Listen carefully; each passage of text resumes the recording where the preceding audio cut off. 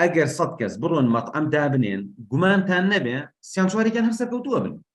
ئەمە قانونی سوتفەیە، ئەمە قانونی احتیمالاتە. یعنی ئەی بۆ سەرکەوتوو بووە ئەمە قانونی سوتفەیە، ئەی بۆ ئەویتر فەشەلی هێناوە لەبەر نەشارەزایی فەشەلی. کەواتە سێکمان هەیە ئەڵێ ئەگەر تۆ سەرکەوتوو بووی احتیمالی هەیە هەلێک بۆ هەڵکەوت بێت، بەس ئەگەر فەشەلێ هێنا دڵنیا بە هۆکاری شکستت تایە بۆیە شکستت هێناوە. یعنی ئەمە بە قاعدەیەک لای خۆت بنووسە، سەرکەوتن ئەکرێ بە هەلبێ بەڵام فەشەل هۆکاری هەیە. یعنی تۆ کاتێک ئەچی مەطعەم دائەنی بۆ نمونە بە یەک لە سەردا احتیمالی سەرکەوتنە هەیە، یەک لە سەردا ریسکە بەڕێزان، تۆ ئەچی دوو دەفتەرەکەیتە ئەو بە احتیمالی یەک لە یعنی لە سادە ئێمە ئەو پەڕی کارە سادە.